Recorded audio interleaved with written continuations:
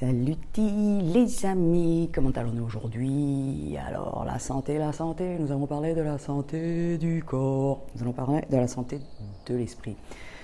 Nous avons un cerveau, c'est une machine incroyable, elle n'arrête pas de travailler 24 heures sur 24, 7 jours sur 7, 365 jours par an. C'est vraiment une machine incroyable, elle contrôle tout, elle vous dit j'ai froid, elle vous dit j'ai chaud, elle vous dit aïe ça fait mal, elle dit c'est salé, elle dit tout. Alors, il faut en prendre soin, parce que pareil, un corps sain, un esprit sain dans un corps sain, ça vous fera la vie un peu plus facile. Et quand je parle d'un esprit sain, je ne parle pas de maladie, je parle de vraiment ce qu'on peut parfois avoir, ces émotions difficiles qui sont récurrentes, obsessives, anxiété, peur, colère, sont toutes normales, stress. Tout ça, c'est normal. Ce qui se passe, c'est que quand ce sont elles qui nous dictent les réactions et notre vie, et ben là non, ça c'est plus facile du tout. Mais sachez, on se rappelle, les émotions, il n'y a pas de bonnes et de mauvaises. Il y a juste des faciles et des difficiles. Et ce qu'on veut finalement quand on a un esprit qui est sain, c'est que les difficiles, on arrive à les gérer comme ça. Et les difficiles, elles sont pas non plus, elles ne représentent pas la majorité du temps. On est plutôt dans les faciles. Puis de temps en temps, il y a la difficile qui arrive et on arrive à la gérer et on continue son chemin. Donc c'est ça, avoir un esprit qui est sain. Je ne parle pas des maladies, je vous dis, je ne suis pas spécialisée là-dedans. Donc, pour avoir un esprit sain, vous savez quoi? Finalement, c'est très similaire à comment avoir un corps sain.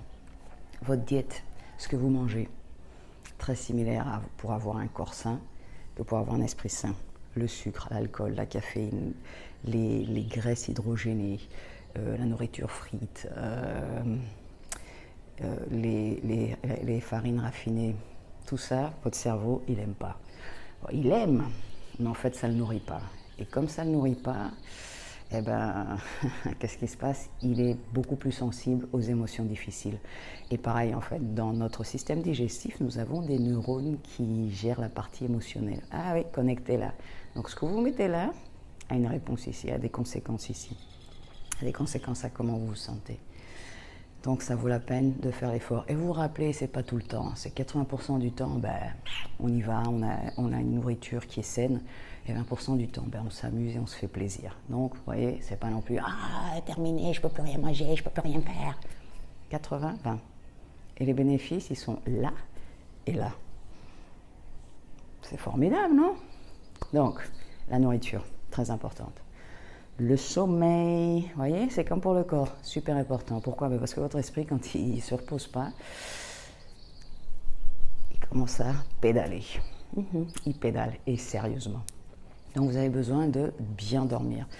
Plus que les heures, c'est la qualité du sommeil. Donc il faut peut-être changer vos routines avant d'aller vous coucher. 2-3 heures avant, commencez à diminuer pour pouvoir justement vous reposer. Et si vous avez des périodes où vous avez plus ou moins de mal, il faut s'adapter. Vous n'aurez pas non plus tout le temps la capacité de bien dormir, mais ce n'est pas grave. Mais vous avez besoin de vous reposer. Et dans le repos, il n'y a pas que le sommeil. Il y a aussi le repos dans la journée, de se déconnecter, marcher dans la nature, faire du sport. Et faire du sport, une fois de plus, c'est pas non plus... vous ne devez pas être un fanatique d'un gym, de l'intensité. Allez marcher, nager, danser. Si vous aimez courir, courez. Et ça ne doit pas être 1 heure et ça ne doit pas être tous les jours. 4 jours, 20 minutes, 4 fois par semaine, c'est déjà pas mal. 3 fois par semaine, c'est bien aussi. Tout ça, ouais, finalement, c'est qu'une seule machine. Donc vous pouvez utiliser les mêmes piliers. La nourriture, le sommeil, l'activité physique, ça oxygène le cerveau, mais ça vous permet aussi de vous défaire des émotions, de remettre tous les compteurs à zéro, et puis aussi apprendre à comment on se sent. Comment est-ce que je me sens aujourd'hui? Comment est-ce que je me sens en ce moment? Est-ce que j'ai de la tension là? Est-ce que j'ai de la tension ici? Et si c'est le cas, pourquoi?